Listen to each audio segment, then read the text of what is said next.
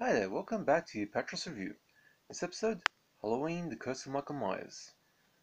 And in this review I pretty much do the Region 1 Echo Bridge release from the Halloween collection. Hi there, welcome back to Apatros Review, your guide to the wild world of science fiction action horror, with me, your host, Milo Sipka. And by the way, Happy Easter! Now in this episode we look at the film Halloween, The Curse of Michael Myers, the theatrical cut, not that infamous producer's cut, but maybe one day I'll get to the producer's cut. Now this review is a provisional review based on the Echo Bridge Halloween Collection single disc instant collection set that had this film and the sequels Halloween H2O 20 years later and Halloween Resurrection on either side of the double-sided disc. So, hope you guys enjoy your Easter. All's right with the world. Anyway, now generally considered by most Shape fans to be the worst film in the franchise, Halloween: The Curse of Michael Myers is a film that, despite the troubles going on in the production side of things, is actually a fair bit better than what its extremely negative reputation tends to signpost.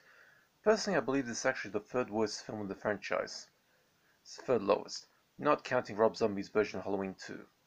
Right after the likes of Halloween Resurrection, the worst film in the franchise so far, and Halloween 5: The Revenge of Michael Myers. Halloween 6 is strapped down to brass tacks, a fairly typical example of the silly sort of self-aware horror films that populated the 1990s horror market, thanks to the vastly overrated Scream franchise that pretty much killed traditional slasher films. Not that there needed much effort to be put down considering the absolute dreck that came out in the 1980s, but that being said, the world really didn't need horror films to take the piss out of themselves. It is much better for the flaws in the genre to be presented sincerely, so we the viewer can take the piss out of it ourselves. But despite most people regarding this to be a very bad film, the reality is that the film is pretty straightforward, and despite a few bad decisions that weighed down the film's story, the town banning Halloween and the local shock jock DJ trying to bring it back, even having a debate on why this is the case, the ridiculously badly handled third act, and the constant habit of local teenagers trying to prank people by putting on duplicates of the William Shatner mask to scare them. Not to mention the fact that the Haddonfield's shops keep selling a mask made infamous by a 1978 killing spree into the 1990s. This isn't really that unwatchable. If anything, it's more like a mediocre sequel that most horror fans can use for this third slot on a triple bill of Halloween sequels and a Graveyard Shift marathon, namely the Jamie Lloyd trilogy, which is the third and final installment in. While his handling of the film in general is very poor, director Joe Chappelle, who even went on record to claim he hated the franchise and only signed on to direct because he was offered a free picture deal with Miramax and this was the first one on the deal, actually manages to keep things moving fairly coherently. And while this isn't the best way to go out on for legendary actor Donald Pleasence, Dr. Loomis by the way, he died while the film was in post-production, which caused problems when the reshoots were commissioned, it did prove to be a fitting curtain call for the actor every horror fan will forever remember as Dr. Samuel Loomis. There were some interesting things about the casting. Daniel Harris, who played Jamie Lloyd in Halloween 4 and 5, tried very hard to land a role as Jamie Lloyd in this film, even going so far as to legally emancipate herself from her parents.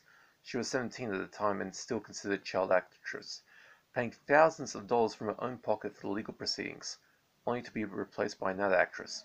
All that trouble for nothing. While George P. Wilbur, who played Michael Myers in Halloween 4, even makes his second stab at the role here, this time wisely using football pads to make the shape more imposingly big. Now, the film's story is pretty simple enough. If anything, it completes the Call of Thorn storyline that comprised Halloween's 4, 5, and 6, that Michael Myers was actually afflicted by an ancient druidic curse that necessitated him killing his entire family. I would love to know how he got the curse in the first place. Did one of his ancestors kill a druid? And he and Jamie Lloyd were abducted by a druid cult led by Dr. Wynn, one of Dr. Loomis' close friends, who was even the person responsible for teaching Myers how to drive. So that's how he learned. Hopefully you don't learn that information in the theatrical cut. And they even had Myers impregnate Jamie. Myers, you dirty dog. So that her baby son will be Myers' final living relative.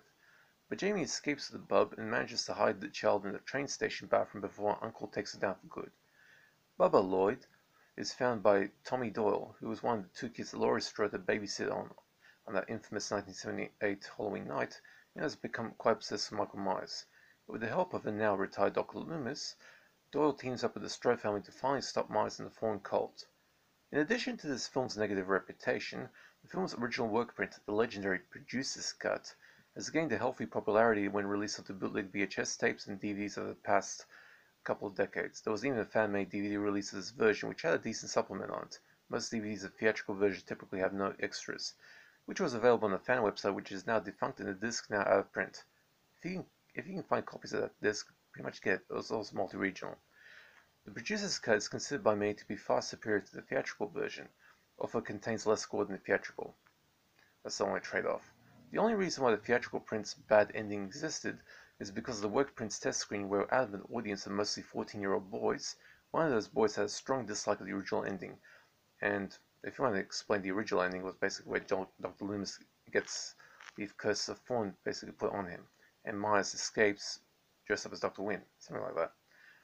And Judge Chappelle freaked out and rewrote and reshot the entire third act. A lesson to all directors out there. Don't rely on the opinion of just one audience member of your test screening to dictate the direction you plan to take the film. A majority consensus is much better. The reshot ending also had problems because Donald Pleasance actually died during the film's post-production phase, meaning they had to get a body double to stand in for him.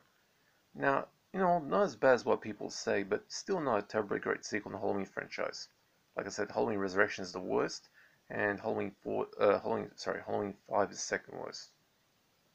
Now, there's some reasonably gory kills in this, including a pretty gnarly exploding head by electrocution. And there's one brief pair of boobs. There's also a naked male baby, by the way. Now, Halloween The Curse of Michael Myers, aka Halloween 6, aka Halloween 666, slots into the Halloween franchise in the third worst slot with a D+ rating, 3 out of 10. Now, for the DVD, this is only a provisional review until the time comes for me to review the 2010 Australian DVD release from Real DVD, and if I can get my hands on a copy of the producer's cut, that too. This review print is from the Echo Bridge Halloween collection. If you look at the index picture for this video, you'll see on the left is the Australian VHS cover of Halloween 6. And by the way, this is actually the second and last Halloween film of the original franchise to end up on VHS, straight to VHS in Australia. The other one was Halloween 5. And on the right will be the DVD cover of the Halloween collection. You'll see that Halloween collection cover for the other ones as well. Now, this was a single double-sided disc. I hate those double-sided discs, with Halloween 6 on one side and Halloween 7 and 8 on the other.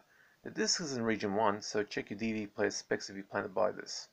The picture quality is okay for the most part, although Echo Bridge tends to be pretty disappointing in the technical side of things. The print has issues with things like resolution, shadow detail, and the soundtrack has an annoying metallic twang, as if some asshole tech fucked up on the sound balance.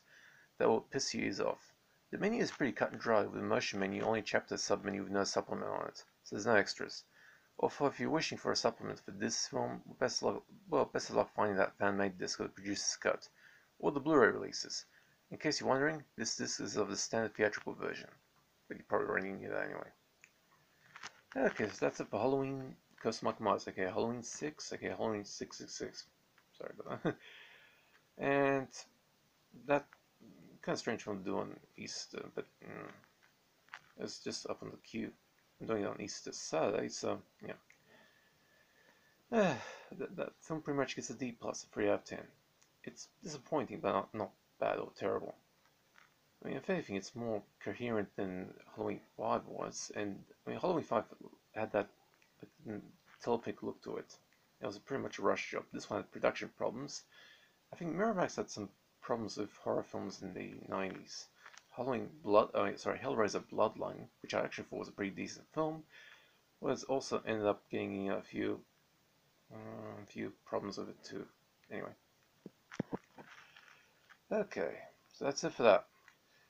Now, I don't do requests, but if you want to know of a particular film or collection, just hit me up in the comment section, I'll answer. Also, if you have any questions about DVDs I can answer, I'll be happy to help. Hope you guys are staying safe, enjoy Easter, and that's it for this review. See ya.